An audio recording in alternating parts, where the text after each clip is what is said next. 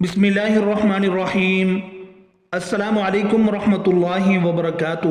حضرت علی رضی اللہ عنہ نے مختلف اوقات میں 9 شادیاں کی اور ان کے علاوہ آپ کی کئی باندیاں بھی تھیں۔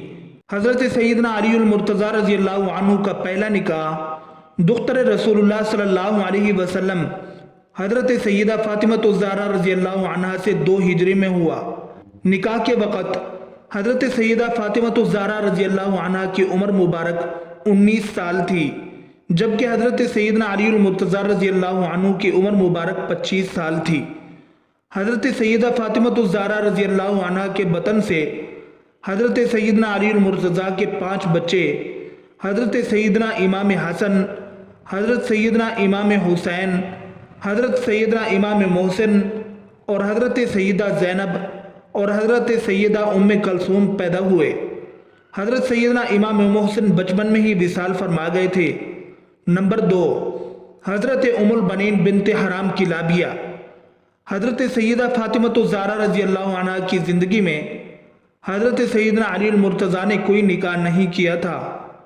حضرت سیدہ فاطمہ الزہرا رضی اللہ عنہ کے وصال کے بعد حضرت سیدنا علی المرتضیٰ نے ام البنین بنت حرام کلابیہ سے نکاح کیا، جن کے بطن سے حضرت عباس، حضرت جعفر، حضرت عبداللہ اور حضرت عثمان یہ 4 صاحبزادے پیدا ہوئے۔ حضرت عباس کے علاوہ باقی تینوں صاحبزادے میدان کربلا میں حضرت سیدنا امام حسین رضی اللہ عنہ کے ہمراہ شہید ہوئے۔ نمبر 3، حضرت لیلہ بنت مسعود۔ حضرت سیدنا علی المرتضیٰ کا تیسرا نکاح حضرت لیلہ بنت مسعود سے ہوا، جن سے حضرت عبید اللہ اور حضرت ابو بکر پیدا ہوئے۔ حضرت سیدنا علی المرتضیٰ کے ان دونوں صاحبزادوں نے بھی میدان کربلا میں جام شہادت نوش فرمایا۔ نمبر 4، حضرت اسماء بنت عمیس۔ حضرت سیدنا علی المرتضیٰ نے چوتھا نکاح حضرت اسماء بنت عمیس سے کیا، جن سے حضرت محمد اصغر اور حضرت یحییٰ پیدا ہوئے۔ روایات کے مطابق ان دونوں صاحبزادوں نے بھی میدان کربلا میں جام شہادت نوش فرمایا۔ نمبر 5، حضرت سیدہ امامہ۔ حضرت سیدنا علی رضی اللہ عنہ کا 5واں نکاح حضرت سیدہ امامہ سے ہوا۔ حضرت سیدہ امامہ حضور نبی کریم صلی اللہ علیہ وسلم کی دختر نیک اختر حضرت سیدہ زینب رضی اللہ عنہا کی صاحبزادی تھی۔ حضور نبی کریم صلی اللہ علیہ وسلم کو بھی حضرت سیدہ امامہ سے بے پناہ محبت تھی، اور آپ صلی اللہ علیہ وسلم حالت نماز میں انہیں اپنے کندھوں پر سوار کر لیتے، اور جب رکوع میں جاتے تو انہیں اتار دیتے، اور جب سجدے کے بعد دوبارہ قیام کرتے تو انہیں پھر اٹھا کر کندھوں پر سوار کر لیتے۔ روایات کے مطابق حضرت سیدنا علی المرتضیٰ نے حضرت سیدہ فاطمہ الزہرا کی وصیت کے مطابق ان سے نکاح کیا۔ حضرت سیدہ امامہ کے بطن سے حضرت محمد اوسط پیدا ہوئے۔ نمبر 6، حضرت خولہ بنت جعفر۔ حضرت سیدنا علی کا 6واں نکاح حضرت خولہ بنت جعفر سے ہوا، جن کے بطن سے حضرت محمد الاکبر پیدا ہوئے، جو تاریخ میں محمد بن حنفیہ کے نام سے مشہور ہوئے۔ نمبر 7، حضرت صحابہ بنت ربیعہ تغلبیہ۔ حضرت سیدنا علی المرتضیٰ رضی اللہ عنہ نے 7واں نکاح حضرت صحابہ تغلبیہ سے کیا، جن سے حضرت رقیہ پیدا ہوئیں۔ نمبر 8، حضرت ام سعید بنت عروہ بن مسعود ثقفی۔ حضرت سیدنا علی المرتضیٰ کا 8واں نکاح حضرت ام سعید بنت عروہ بن مسعود ثقفی سے ہوا۔ حضرت ام سعید سے حضرت ام الحسن اور حضرت رملہ کبریٰ پیدا ہوئیں۔ نمبر 9، حضرت محیات بنت امرؤ القیس۔ حضرت سیدنا علی المرتضیٰ نے اپنا 9واں اور آخری نکاح حضرت محیات بنت امرؤ القیس سے کیا، جن سے حضرت سیدنا علی رضی اللہ عنہ کی بیٹی پیدا ہوئی، جو بچپن میں ہی اس جہان فانی سے کوچ فرما گئیں۔ حضرت سیدنا علی المرتضیٰ کا سلسلہ نسب آپ کے صاحبزادوں حضرت سیدنا امام حسن، حضرت سیدنا امام حسین، حضرت محمد بن حنفیہ، حضرت عباس، حضرت جعفر اور حضرت عمر سے چلا۔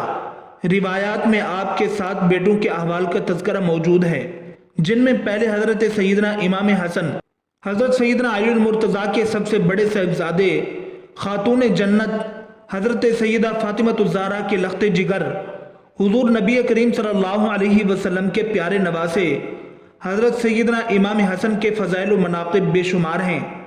آپ 3 ہجری میں پیدا ہوئے اور 29 ہجری میں اس جہان فانی سے کوچ فرمایا۔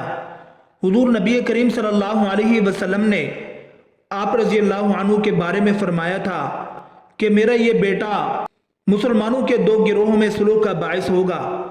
چنانچہ حضور نبی کریم صلی اللہ علیہ وسلم کی یہ پیشین گوئی اس وقت پوری ہوئی جب آپ نے امت مسلمہ کے اتحاد کے لیے حضرت امیر معاویہ رضی اللہ عنہ کے دست حق پر بیعت کر لی اور خود مدینہ منورہ تشریف لے آئے، جہاں اپنی ساری زندگی بسر کی۔ نمبر 2، حضرت سیدنا امام حسین رضی اللہ عنہ۔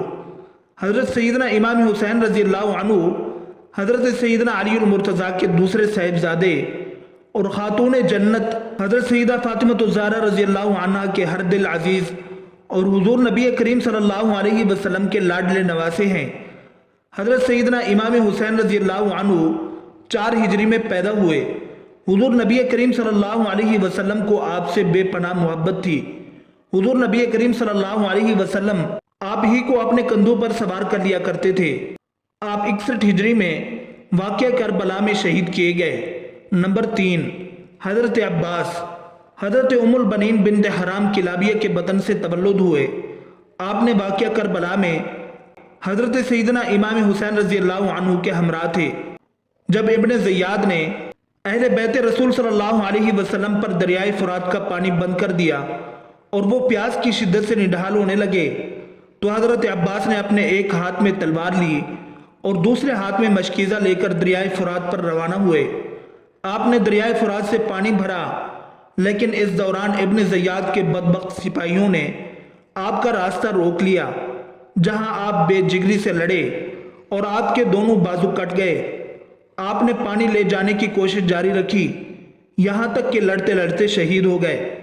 روایات میں آتا ہے سیدہ فاطمہ رضی اللہ عنہا جب عہد طفولیت سے سن بلوغت کو پہنچی تو اکابرین قریش کی طرف سے نکاح کے پیغام آنا شروع ہو گئے۔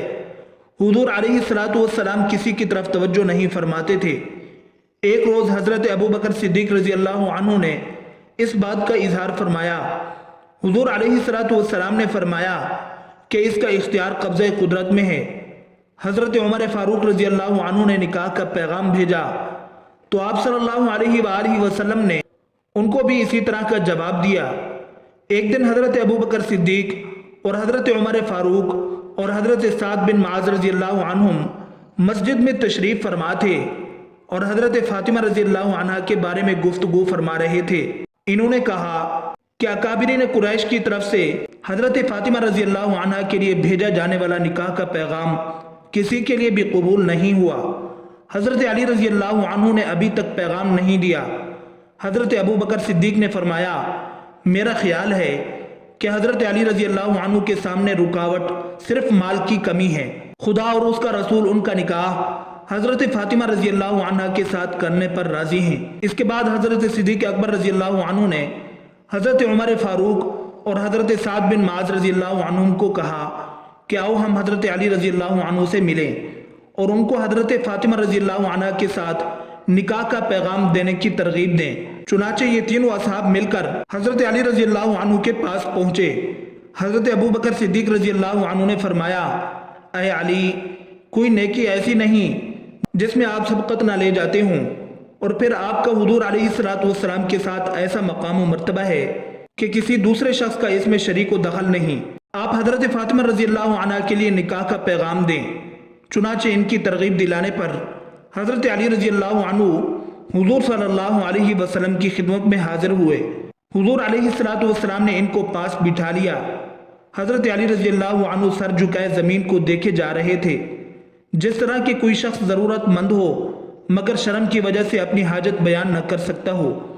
حضور نبی کریم صلی اللہ علیہ وسلم نے فرمایا، اے علی، میرا خیال ہے کہ تم کسی چیز کی خواہش مند ہو مگر اسے بیان کرنے میں شرم محسوس کر رہے ہو۔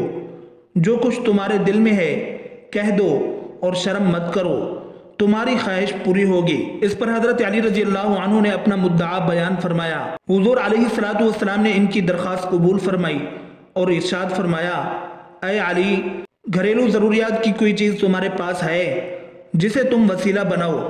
حضرت علی رضی اللہ عنہ نے فرمایا میرے پاس ایک تلوار، ایک اونٹ اور ایک زرہ ہے۔ حضور علیہ السلام نے فرمایا تلوار کی تمہیں ضرورت ہے، ہر وقت جہاد کے لیے تیار رہتے ہو، اور اونٹ تمہاری سواری کے لیے ہے، وہ بھی ضروری ہے۔ میں تیری طرف سے زرہ پر اکتفا کرتا ہوں، اور اے علی تجھے بشارت ہو کہ اللہ تعالیٰ نے تیرا اور فاطمہ کا نکاح آسمان میں باندھ دیا ہے۔ اس کے بعد حضور علیہ السلام نے صحابہ کرام رضی اللہ تعالیٰ عنہم کی مجلس میں مسجد میں حضرت علی رضی اللہ عنہ کا نکاح حضرت فاطمہ رضی اللہ عنہ سے کر دیا۔ حضرت فاطمہ رضی اللہ عنہ کا حق مہر ڈھال مقرر ہوا۔ جب حضور علیہ السلام اپنے گھر تشریف لے گئے اور نکاح کا اعلان فرمایا تو پھر حضرت علی رضی اللہ عنہ سے فرمایا کہ اپنی یہ ڈھال لے جا کر فروخت کر دو اور اس کی قیمت لے آؤ۔ حضرت علی رضی اللہ عنہ نے یہ ڈھال حضرت عثمان غنی رضی اللہ عنہ کے ہاتھ 400 درہم میں فروخت کر دی۔ جب انہوں نے ڈھال حضرت عثمان رضی اللہ عنہ کے حوالے کر دی اور قیمت وصول کر لی تو حضرت عثمان رضی اللہ عنہ نے فرمایا اے علی آپ اس ڈھال کے زیادہ حقدار ہیں، یہ ڈھال میں آپ ہی کو ہبہ کرتا ہوں۔ حضرت علی رضی اللہ عنہ نے حضرت عثمان رضی اللہ عنہ کا شکریہ ادا کیا اور حضور علیہ السلام کی خدمت اقدس میں ڈھال اور درہم لے جا کر پیش کر دیے اور ساتھ ہی تمام واقعہ بھی بیان کر دیا۔ حضور علیہ السلام نے حضرت عثمان غنی رضی اللہ عنہ کے حق میں دعائے خیر فرمائی۔ پھر ان درہم میں سے مٹھی بھر درہم حضرت ابو بکر صدیق رضی اللہ عنہ کو ضروریات خانہ داری خریدنے کے لیے دیے اور حضرت سلمان اور حضرت بلال رضی اللہ عنہ کو ان کے ساتھ کر دیا تاکہ اگر زیادہ وزن بن جائے تو اٹھا کر لے آئیں۔ حضرت ابو بکر صدیق رضی اللہ عنہ فرماتے ہیں کہ جب ہم باہر نکلے اور گنتی کی تو یہ 360 درہم تھے۔ ان تمام سے میں نے حضرت فاطمہ رضی اللہ عنہ کے لیے سامان خریدا، ایک مصری گدیلا جو کہ پشم سے بھرا ہوا تھا، ایک چمڑے کا گدیلا جس میں کھجور کے پتے تھے، ایک پردہ عبائے خیبری اور چند مٹی کے برتن تھے۔ یہ تمام سامان ہم حضور علیہ السلام کی خدمت اقدس میں لائے۔